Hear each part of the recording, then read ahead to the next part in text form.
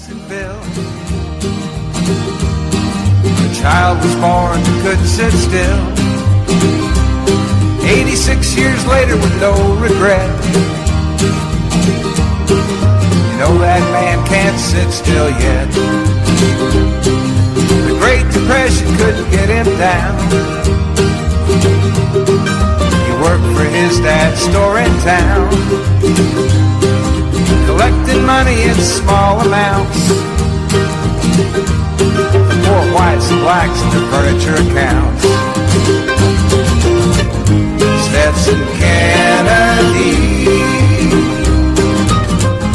wants us all to be free. Stetson Kennedy wants us all to be free.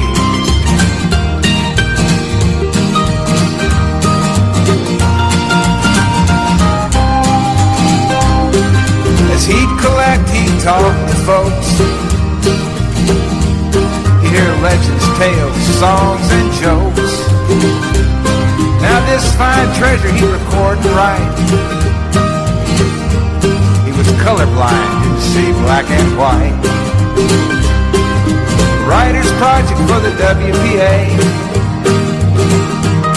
With Zora Neale Hurston, he earned his pay. Crackers and blacks, they talked for hours. It was a barefoot history in this land of flowers.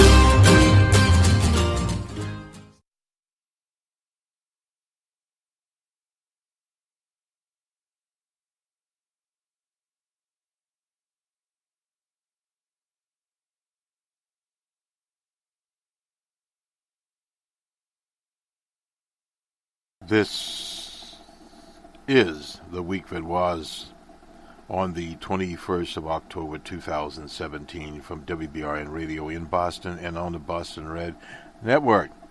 As we roll along and our outlets, the Boston Red Network has become our primary operating base. We are making some more changes as we move along. Our RS feed will change as we move to a better, mature broadcast model. We've had in the past few days some consolidation in as for the outlets that are out there between Spreaker and Blog Talk.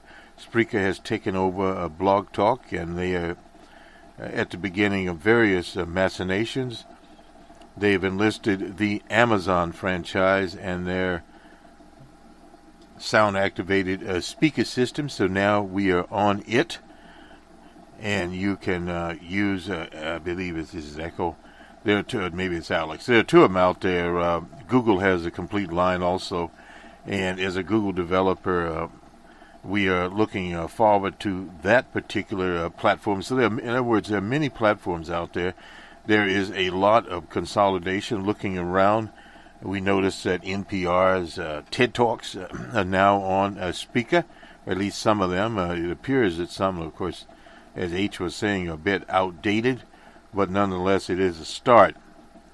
Basically what's happening in the landscape out there, since we are here, in Internet radio, some people call it podcasting. It doesn't matter. They are the same, and it's becoming more Internet radio by the day. You have the giants out there like iHeart, of course you have CBS, and you have numerous others. Virtually all the radio stations syndicate their programming and turn it into podcasts also. And they are at many of these outlets. And it's sort of a big bank get little bank. Some outlets advertise that they have 50,000 people there. They could have 50,000 people there. But when you have one NPR there, one CBS News, or NBC News, etc., Face the Nation podcast, everybody's got a podcast there. I guess DJ Trump will put his Twitter feeds on a podcast, and he'll have a podcast. He does have a weekly address. I guess he still has that weekly address coming out. So you could look at that, the audio version, as his podcast. So there are plenty of podcasts out there, but not all podcasts obviously are equal. what we're attempting to do here is get newsworthy items that sometimes are covered, sometimes are not covered, out to the people. So we have partnered with various people and spotlight their content, the Washington Post being one, Dan Rather's Guts and News being another. Materials are from the professors, Professor Reed, Professor Hare, Professor Reich, the economist out of Berkeley also. So, and a number of others, the Public News Service, working with them and their news service, and we're appreciative of all of these. In this broadcast, we'll fall back upon the Orlando Sentinel. Let's go to that now, and the controversy around Dr. Wilson, Frederica Wilson, the lady with the hats. And there's an editorial here. We'll start out with this, and then we'll hear a little bit from Dr. Wilson. But first of all, the editorial from the Sun Sentinel in Orlando, Florida, get the name right, is a New Empty Hat, John Kelly. This is the editorial. Kelly is a 4-star general. The hillbilly Huckabee said that basically, all hat and no barrel, no hat, whatever it is. I'm not sure what the phraseology she was using. Doesn't really matter. And she was saying, questioning of a 4-star general. Well, the problem there is, how did he get to 4 stars? So you have to look at it as that. Let me go to the editorial. It's John Kelly. Did you really have to go there? Did you really have to use your gravitas as a retired general, father of a soldier killed in Afghanistan, to defend Trump's tirade about a phone call? We expected so much more when the president tapped you to replace the former chief of staff, Priebus, in July after 5 decades of Marine Corps service. In Marine Corps, that tells you all right there. We expect you would bring military precision to help guide this turbulent White House onto a study and existing path. Yet, there you are Thursday entering the fray over the president's phone call to Mylisha Johnson. She is the widow of the Sergeant La David Johnson, one of 4 soldiers ambushed and killed in Niger 2 weeks ago. We believe the president meant well when he called the 24-year-old widow. It has to be one of the hardest calls he ever had to make. And for what you said to someone who just lost her husband, someone she loved since she was, they both were 6 years old. That's an interesting story there. It could be a movie called The Love Story or something of that nature. With whom she had 2 children, another one on the way. Tragic. To help find the words, he turned to you. You suggested he not make the call. As you recounted on Thursday, you said the presidents write letters but don't generally call families because the only phone call that matters are those from their child's buddies. In my case, hours after my son was killed, his friends were calling us from Afghanistan, telling us what a great guy he was. Yeah, you said. Those are the only calls that really matter. You undercut your case, though, by telling President Obama didn't call after your son Robert was killed in battle. You know President Trump well enough to know he sees himself as anti-Obama. So you helped him find the words, or you shared what a friend told you when Robert died. He was doing exactly what he wanted to do when he was killed. That he knew what he was getting into by joining the military, that he knew the possibilities of war. From that perspective, those words often solace. But you've got to grant Mylisha Johnson her perspective too. And sitting at the airport, awaiting her husband's mangled body, she was an emotional wreck, plus questions remain about the mission and how he died, and that is still out there. And why did it take 2 weeks for the president to address this deadly event? With her was Dr. Wilson, Felicia Wilson, a congressperson from that district, whom many had known for her hats, but whom we know as a powerful community advocate. A former high school principal, the center role of a modeling program of at-risk boys, Wilson had known Johnson's family for a long time and had joined them to meet the plane. You said Thursday you were stunned to hear our congressman had listened in on the president's call. Stunned, you said in a second time, as though Wilson had done something nefarious. But it is so inconceivable that someone getting a call from the president might put the phone on speaker so others could hear. We weren't there, neither were you, but Wilson was, and she said the president's words were not comforting. Really, they were insensitive. What he said was, I guess he knew what he was signing up for, but it still hurts. That's how he said it. When Wilson went public with the hurt, the president tweeted that she had totally fabricated what I said to the wife of the soldier who died in action, and I have the proof. Sad. Proof. His spokesman said there was no recording, but others in the room that heard what he said, including you. So there you were Thursday, taken to the podium to powerfully argue that the president's perspective, not the widow's. And you went on, you began, though, by essentially saying Wilson was right and that the president said Johnson knew what he was getting into. So that is so different than knew what he was getting into, signing up for there. Then you relayed a story from 2 years ago when you attended dedication of the FBI facility in Miami. You said our congressman boasted of getting the $20 million needed to build the building, named from 2 FBI agents, and you'll hear her in our broadcast in its entirety, about 9 minutes. We'll forgive you for getting one of those names wrong. It was Benjamin P. Grogan and Jerry L. Dunn, and not Drake. She sat down, and we were stunned when she had done it. Even when somebody that is an empty barrel, we were stunned, you said. An empty barrel, what did you mean? It sounded like a slur to a congressman. It sounded racist. Given that you used it twice, it deserves a definition. To the bigger point, though, sir, you got it wrong. Wilson never boasted about getting the money for the building. By the way, it cost $194 million.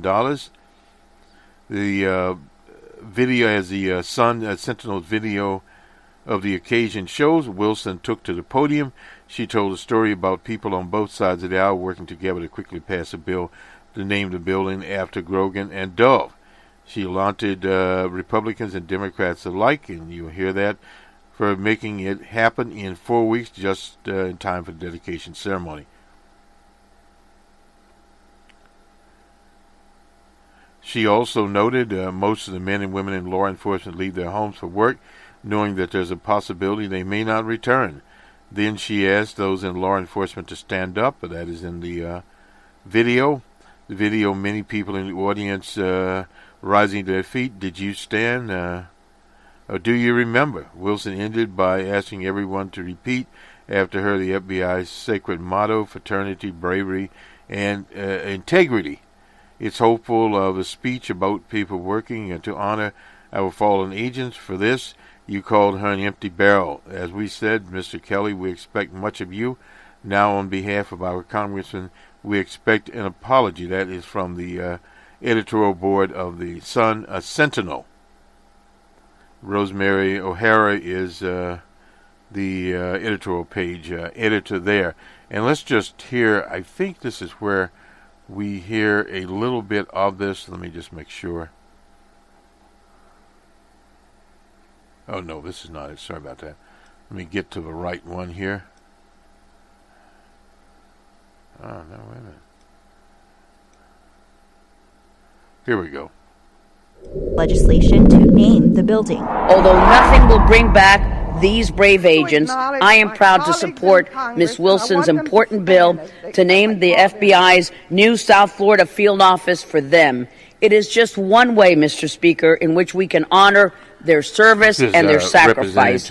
Special Agents Dove and Grogan are role models for our new generation of law enforcement officers. Their bravery, their courage, their selfless dedication is seen every day in law enforcement officers in South Florida every day. I thank the gentleman from South Florida for the time, and I commend Dr. Wilson for this bill. Thank you, Mr. Curbelo. I yield back. More than half of Wilson's remarks, which last 9 minutes and 15 seconds, were devoted to praising the fallen FBI agents and others who work in law enforcement. The men and women who put their lives on the line every single day. And today we're providing a boost to our nation by naming this fantastic building in honor of Special Agents Benjamin B. Grogan and Jerry L. Dove, who died valiantly on Friday, April 11th, in what is still considered the bloodiest gun battle in the storied history of the FBI. Wilson said Friday that she was pleased that there's video showing Kelly's accusation against her isn't true. And they all helped move this bill. That was from the Sun Sentinel in Orlando, Florida. One of the things that happens here, the pushback by this hillbilly Sanders, Huckabee Sanders, on behalf of the Trump administration has shown the bankruptcy. Evidently, they don't comprehend that in today's social media, there are YouTube videos. And when you get caught in an absolute lie, you are placed under what we call around here O.T. Leo's free strike situation. And there was in the electorals, the election, the insistence by Trump that he had a larger crowd for his inaugural than he did. The one strike was against DJ Trump to begin with.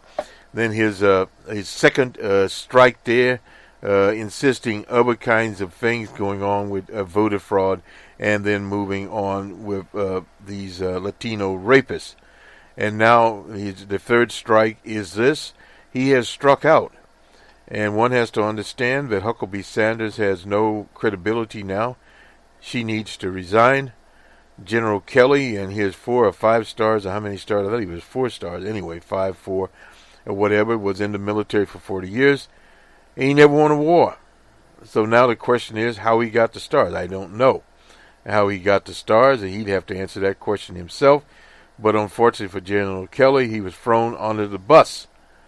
So now he's in a position that people do not believe him. He has struck out, and his tenure as the White House chief is very tenuous because DJ Trump will now be in a situation. This is from the Washington Post. The White House press secretary, we already talked about Huckabee there, told a reporter it would be highly inappropriate to get into debate with a 4-star Marine general. I don't know if he's 4 or 5. On whether he misstated the facts. The issue was apparent that Thursday, the Chief of Staff Kelly, a retired Marine general, before the media in which he robustly defended DJ Trump, earlier called to the widow of a soldier that was killed in Niger. He was highly critical of Dr. Wilson, a Democrat from Florida, for listening in on the call and also her role in a dedication ceremony. That was in 2015. You just heard about that. Said he was stunned to hear Wilson claim credit the ceremony for securing funding for the building. A video of her speech at the ceremony showed Wilson did not take credit for securing the money. She instead spent 2 minutes of the 9-minute speech recalling the effort she led in Congress to name the building for the FBI agents. Pressed on the discrepancies by veteran CBS News correspondent Chip Reed during a daily briefing, Sanders said Wilson had also made quite a few comments that day and were part of that speech, were weren't part of that speech and were part of the video that was also witnessed by many people who were there. Wilson asked her those comments were. She characterized them exactly what Kelly had described during his appearance in the briefing room. There was a lot of grandstanding, she said. He was stunned that she had taken the opportunity to make it about herself. And he came out here and talked about it at point, Reed said. I think he addressed that pretty thoroughly yesterday. The correspondent Reed persisted. Well, he was wrong yesterday in talking about Wilson getting the money. If you want to go after Kelly, that's up to you, Sanders said. I think that if you want to get into debate with a four-star general, that would be great if he would come out here and do it. Sanders finished her sentence that was highly inappropriate early in the day during an appearance on CNN. Wilson accused Kelly of lying about her. He can't just go on TV and lie on me, Wilson said. I was not even in the Congress in 2009 when the money for the building was secured. See, this is part of the problem with what the DJ Trump people call attorney facts. Attorney facts are facts out there, or assumptions or whatever they want to call them, are nothing more than lies. And that is the problem.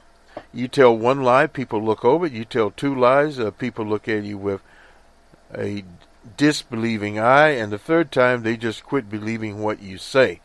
And that's the worst thing can happen to an administration, that many people, and the number starts to grow about who thinks they're liars. Let's continue on here to the Obamacare.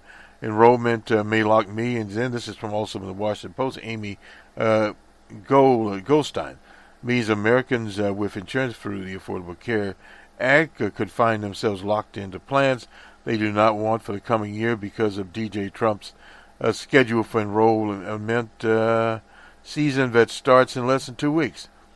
The complication arises when people have already had health plans on the law are automatically re-enrolled in the same plan. Now, this you have to understand. You will have to go there and change that plan. They were sent government notice encouraging them to check whether they could find better or more affordable plans at the time, according to the federal documentation obtained by the Washington Post. The automatic enrollment period will take place after it's too late to make any changes. Automatic enrollment will occur immediately after the last day of the sign-up season, which the Trump administration has shortened, leaving a vast majority of consumers stranded without any way to switch a plan they might prefer. Now, this is a very important situation here in terms of how the notice is sent out.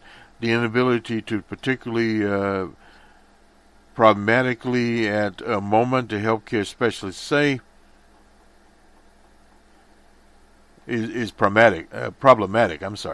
Because of the political turmoil surrounding the sprawling healthcare law that has contributed to spikes in 2018 insurance rates that might catch customers by surprise, as well as by widespread public confusion. And that's the problem right there. The administration unannounced decision about the nuances of automatic enrollment is part of a pattern of which the Trump's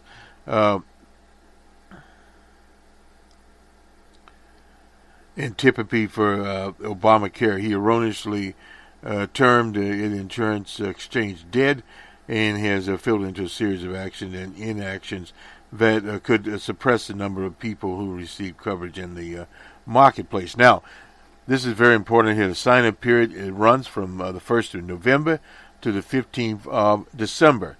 Half the duration of the past 3 years. The last month, the federal officials announced they were slashing 90% of the money devoted to outreach and advertisement aimed at uninsured Americans. Eligibility for coverage and people already covered who need to sign up again.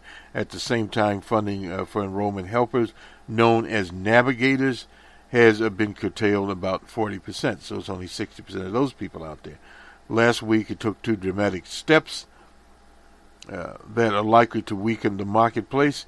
He ended billions of dollars of reimbursement to marketplace insurers for discounts the law requires them to be provided to lower-income customers for deductibles and other out-of-the-pocket expense. How the renewal of current members in the Obamacare marketplace will be handled is one of several critical questions about the aspect of immense enrollment period that has remained murky. According to documents, consumer timetable, this is from the Health Services Department of the Center for Medicare and Medicaid Services, the agency overseeing the ACA marketplace. The automatic enrollment will take place starting the 16th of December, the day after the enrollment session end. This is the same date as the past 3 years, but before, when the sign-up date lasted until the 31st of January, consumers had time to go into healthcare.gov. That's the site of the federal exchange on which most states rely, either shop for more affordable plans or drop the coverage. Asked about the timing, the officers there on Friday did not specifically confirm the auto-enrollment date, but issued a statement similar to the Medicare open enrollment period. If you miss the deadline to enroll in a plan of your choice, you will not be able to make any changes to your plan until the next coverage year, except for a small number of people eligible for special enrollment periods because of moves, marriages, new babies, or lifestyle changes. The statement said that automatic enrollment will happen this year and that we encourage all consumers to shop and pick a plan that best suits their needs. Last year, 2.8 million people, and nearly 1/4 of the 12.2 million with Obamacare health plans at the end of the enrollment season for the coverage will automatically re-enroll. This figure does not include the unknown number who had received automatic enrollment notices and chose a different plan. It's unclear whether the consumers will be notified when the automatic enrollment plan will take place. This has to be straightened out. As to clarify, the CMC, Center for Medicare and Medicaid, did not provide details and pointed to an August news release saying $10 million remains for outreach efforts, down from $100 million last year. This is pathetic. Consumer advocates, if you find out after December 15th they have been automatic enrolled, there's a real danger people will not be able to pay the premiums or will drop out. That is from the director of U.S. Families. There has never been a good idea to automatically re-enroll. The advice has always been to come and shop. That's from Karen Politz at the Kaiser Foundation, but before, consumers could later choose different options. Our advice to people as a practical situation is on November the 1st, go there and re-enroll or choose another plan before this automatic enrollment, because that doesn't start till the 15th of December, and it would be too late. There's no doubt going to be court action around this detail. Out of California, I looked at our time here, wildfires scorched the marijuana crop, as Mary said. She'd like to be downstream, no doubt, and so would I, complicating the rollout of legal sales in California. The wildfires ravaged communities and wineries in Northern California. At least 34 marijuana farms suffered extensive damage from the wildfires. The fires could present a challenge to the scheduled 1st of January rollout. In many cases, owners had spent tens of millions of dollars to be compliant to sell the products. Well, they'll have to get those from other places.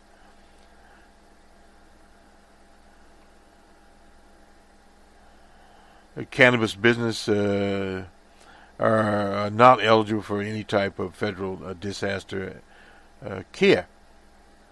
Ezekiel Allen, executive director of the California's Grower Association, who cautions that the full extent of the damage remains unknown. Businesses are already at a vulnerable point there. We'll get more out of California. Some marijuana farms were completely destroyed. Many others are believed to have been heavily damaged by the fire and the smoke. So in other words, the crop would not be as good as it should be there. Let me finish this article up here.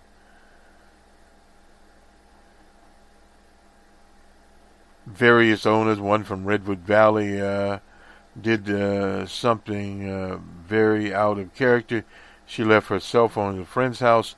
That day the fire reached hers. A neighbor pounded on the door in the middle of the night as the flames surrounded her house, saving the life of Occam and a 4-year-old daughter. Occam's house was destroyed. So, I mean, there's stories of this throughout California, what actually happened.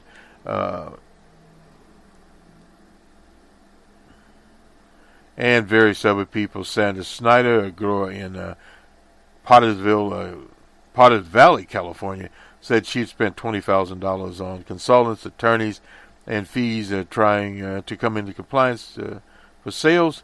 She evacuated home and has been at a hotel in San Francisco since the fires. Her master grower told her the plants were very crisp.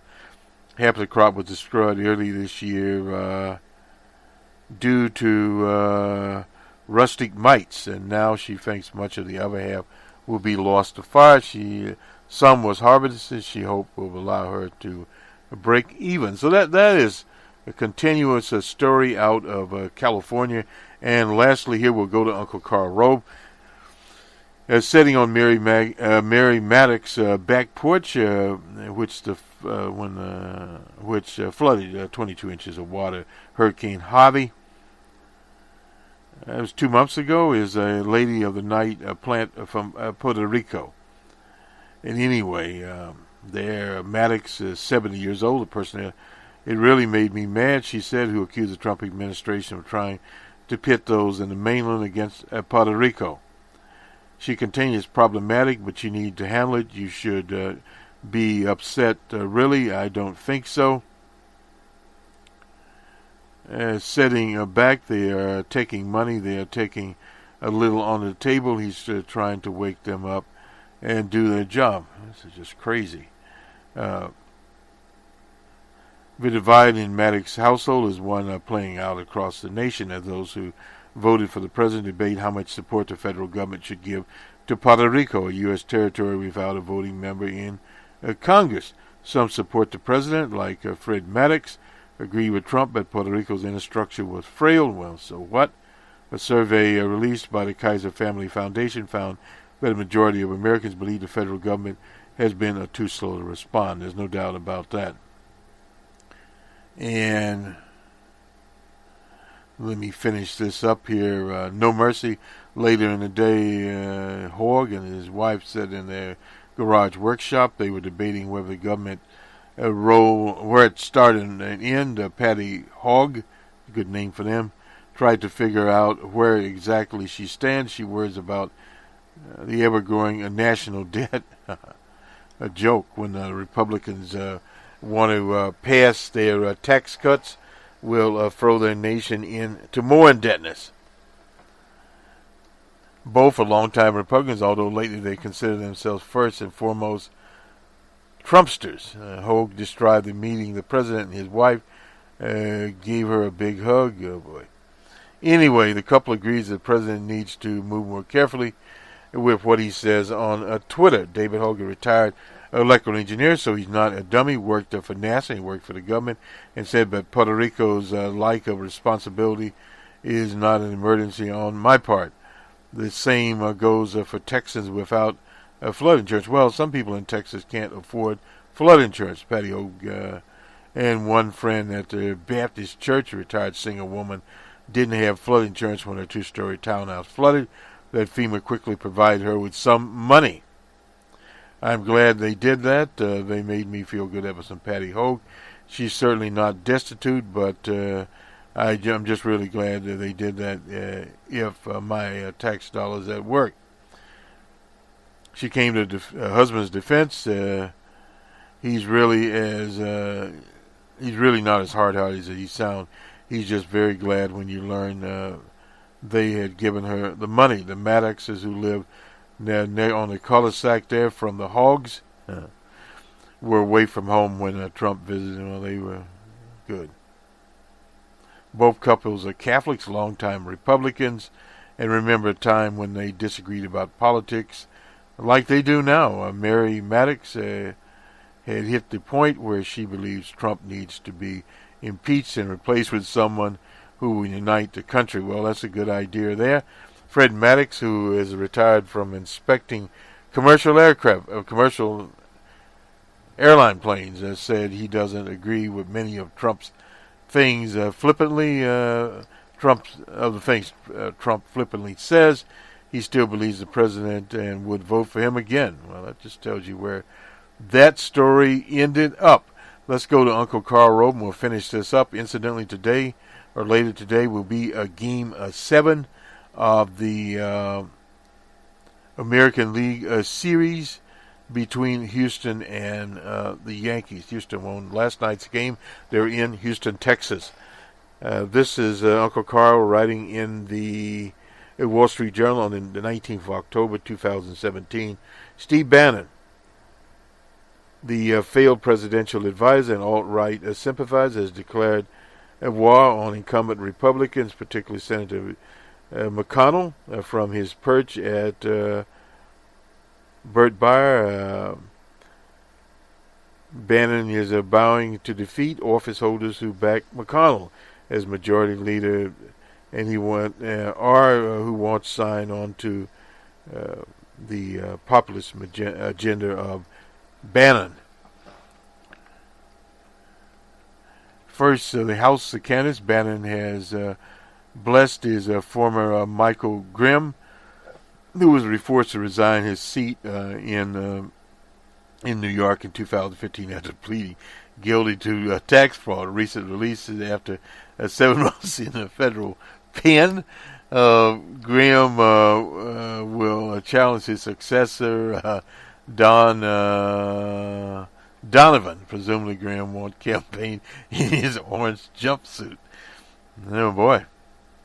Bannon has also tried recruiting Tom Tansino, a nativist who once said President Obama was the most serious threat to America than Al-Qaeda. Attacking immigrants for turning America into a third world country, and he early this year accepted a speaking invitation from a white nationalist group that is in Colorado running for governor. Bannon is also throwing his support to Senate challenger in Nevada, where Don Heller is up for re-election. Bannon supports Danny Tartanian, the son of the famous coach, Mr. Tartanian, the perennial candidate who lost 5 races for 4 different state and federal offices. Tartanian, 6th time, is unlikely to be a charm. Well, you never know. Heller is definitely in a lot of trouble. Tuesday, Bannon was in Arizona campaigning for Kelly Ward against Jeff Flake. As a state senator, Ward held a June 2014 a town hall to express a claim that she's known as chemtrail Ward, sprays from the government for weather and mine population control. She later expressed no regrets about hosting the conspiracy confab, saying elective office is supposed to listen to people, and she got the information she needs to feel comfortable that she lives in a safe environment. Ward has praised Edward Snowden, who fled the U.S. I didn't know anything about that. Supported eliminating the Patriot Act. Well, she's right on that one. In Wyoming, he's recruiting Eric Prince, the founder of security firm Blackwater, to challenge their John Barrasso. Prince was born in Michigan. He's also the brother of the infamous one that is at the Department of Education. That is his sister there, old, what's her name, Becky? Yeah. But he and his family now live, I didn't know he lived in Abu Dhabi since 2010. He runs a Frontier Service Group, a security company financed by a Chinese state-owned conglomerate and hired to protect Chinese interest projects, energy projects, in Africa. He's scouting Wyoming real estate and trying to score a local driver's license. But no one from Abu Dhabi has ever been elected in Wyoming. Well, who knows? Prince is a decorated soldier. Open seats with Democrat incumbents. Bannon is backing consensus mainstream candidates. And now, this whole thing, the attorney John Hockley in Missouri, whom old man McConnell and Uncle Carl helped recruit, and in Tennessee, Marsha Blackburn, in Ohio, Josh Mandel, there. But this only shows that Steve Bannon is connected to the mainstream Republican Party. But this alt-right scheme is nothing more than the same scheme that Tricky Dicky had back in the 70s, in 68 and 72, to recruit these various ethnic groups, which were on the Nazi fringe. It's the same old scam. So what they've done is incorporate this into the Republican Party to get the votes of people like the Hogs. That's spelled the Hogs, H-O-G-G. Anyway, or the Hogs. Bannon justifies his jihad. Uncle Carl's using all the adjectives he can against incumbent Republicans by claiming that they do not want Donald Trump's popular economic nationalist agenda to be implemented. That's nonsense. Keep in mind they are being forced out of, after being forced out of the White House. Bannon declared that Trump's presidency that we fought for and won is over. He attacked Trump's policy towards the North Korea, Democratic Republic of Korea, criticized the president's support a bill that would keep the Dreamers from being deported. Well, for the Dreamer Act, it's very lukewarm. DJ Trump has changed the positions 100 different times. So nothing is new there. But as far as Eric Prince is concerned, he will move to Montana, and he will run a credible campaign based upon being a veteran. He'll be able to bring that particular situation there. Let's see, when old Prince was born here. He's 48 years old, and he was educated at the Naval Academy. I thought he was Betsy DeVos. I wanted to make sure I got that right. And she is his sister. So let's take a quick look here at sports. We know the Yankees are coming up here, ESPN, and that game 7, of course, it is in Houston. I'm not sure who the starters are. I unfortunately missed last night's game, but it was all about 7-1 was the score. Mr. Olive roared back. Mr. Van Lander was pitching in that particular game, and that is basically all we need to say about that.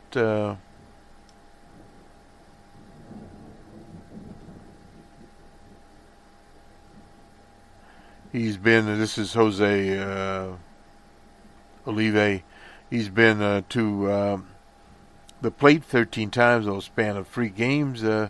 He struck out twice, drew 3 walks, grounded out once, thrown out 3 times, and reached on air and 2 fields choice, and hit into a double play. The number of hits for Mr. Olive, 0.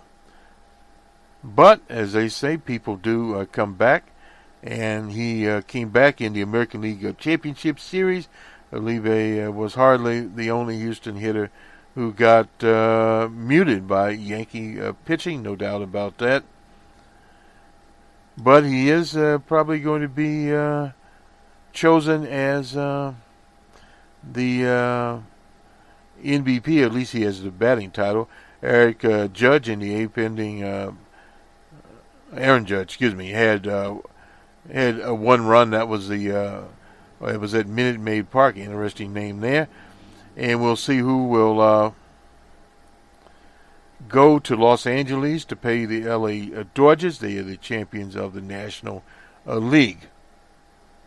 Houston, of course, defeated our Red Sox there.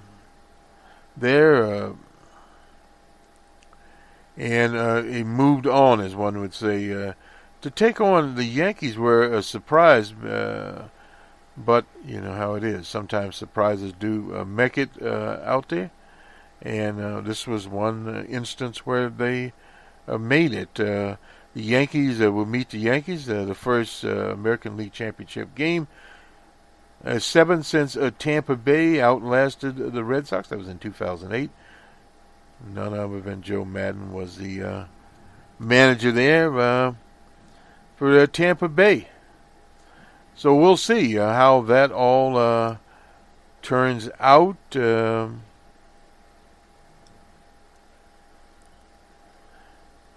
We really don't need to go to the scores because we've already basically given the scores. The line score, the Yankees had one run, had 7 hits and 1 error. Well, they weren't quiet.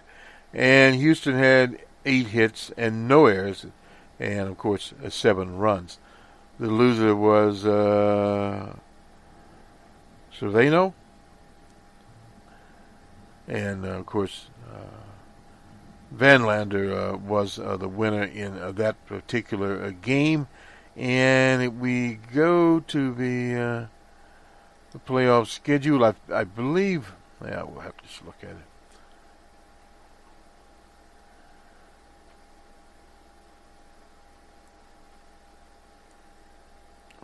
Wait a minute here. Division Championship Series. Okay. Game 7, CC Sabathia will be out there for the Yankees. I didn't know he's 37, a free agent after this season. Sabathia won't be able to do it alone. He would be asked to do with Justin Van Lander out of the way. In Game 6, Dallas Keuchel at most limited relief. He could come out there. They will face Charlie Morton, whom they had their way with in Game 3.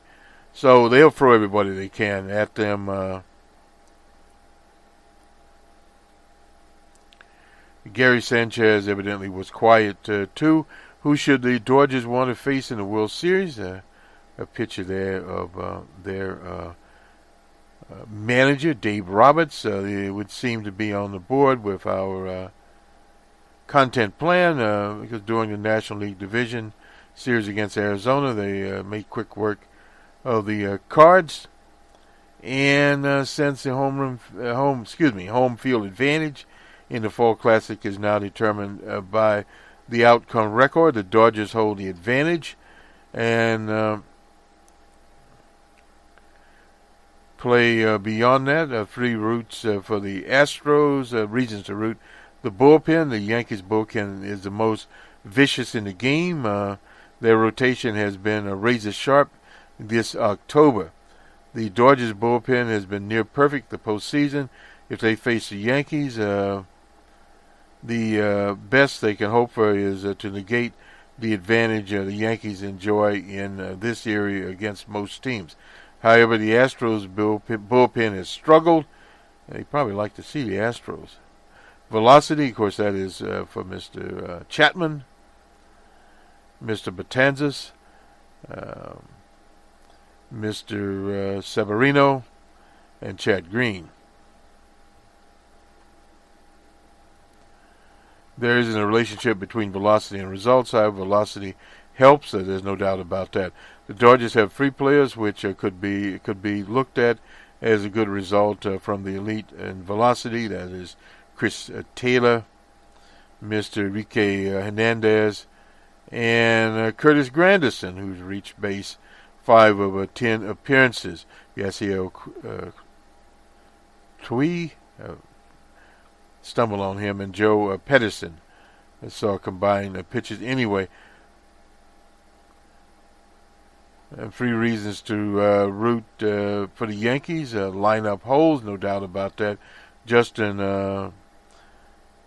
Verlander, it would be used to things that you can fear from a start.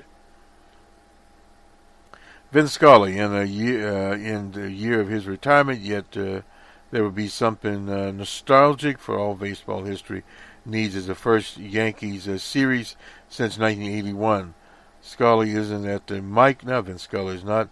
You can still imagine him saying, "Well, welcome to Dodger Stadium for Game 1 of the 2017 series between the Yankees and the Dodgers." The verdict in the end, the Dodgers should want to see the Astros. New York is a hot team with dynamic bullpen ability. I think I would agree with this to a certain extent, that the Astros perhaps would be easier because they don't have the bullpen the Yankees have. The bottom line, the Astros won more games than the Yankees during the regular season, but it's New York who has the best run differential. That is a comment from ESPN.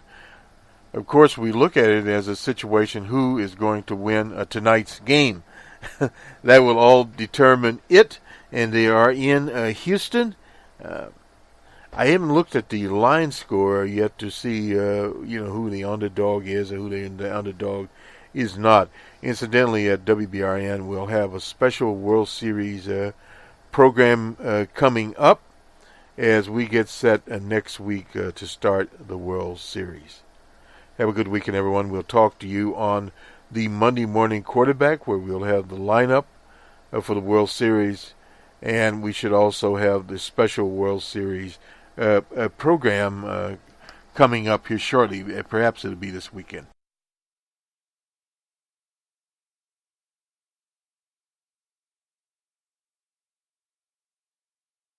All their names. Ladies first, Congresswoman Debbie Wasserman Schultz, who is a fighter and champion for the people. Congressman Mario Diaz-Balart, who is always advocating for the issues that impact our community. Congressman Carlos Curbelo, who is new to the Congress, but blazing his own great trail. And they all helped move this bill. I also want to take a moment again to recognize the family of Special Agent Grogan, who are here with us, and the family of Special Agent Dove, wherever they might be. We have the honor of having FBI Director James Comey with us. He has the enormous task of keeping all Americans safe. And I've seen him so many times, but he looks taller today to me. We're also happy to have GSA Administrator Denise Roth here today. We're fortunate to have a great local leader as the head of the Miami Field Office, Special Agent in Charge, George Pirro. And I also want to acknowledge our mayor. Consider this scenario. The brand new federal building that will house the FBI has been built. And the FBI approaches my office. Congresswoman Wilson, the ribbon cutting has been scheduled in 4 short weeks. The dedication is on the government's calendar and cannot be changed. One problem: the FBI wants to name this gorgeous edifice at the same time in 4 weeks.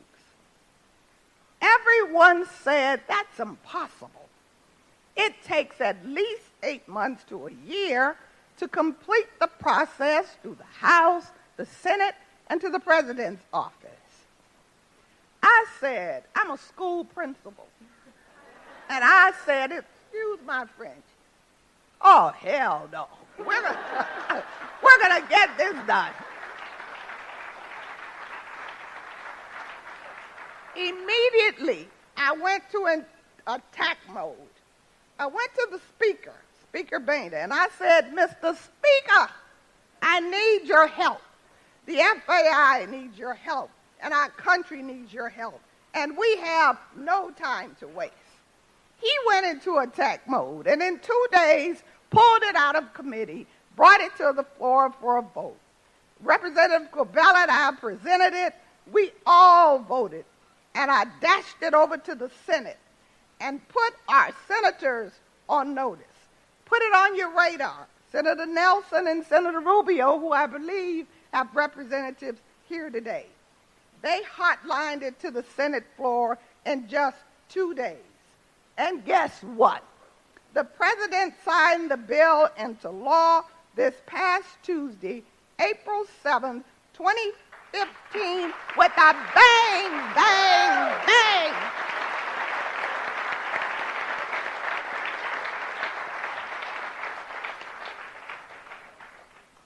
You know what? I will be presenting a bill, a copy of the bill that was signed into law to the FBI, and also the pens that the President used to sign that hallowed document. It is a miracle, to say the least, but it speaks to the respect that our Congress has for the Federal Bureau of Investigation, the men and women who put their lives on the line every single day.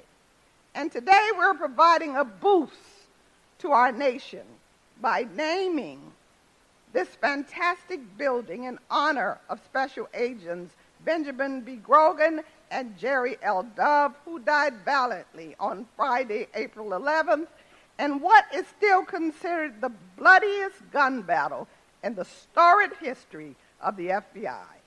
Most men and women in law enforcement leave their homes for work knowing that there is a possibility they may not return. If I may, will all men and women and first responders who work in law enforcement stand up now so that we can applaud you and what you do. Stand up. We are proud of you. We're proud of your courage. Thank you.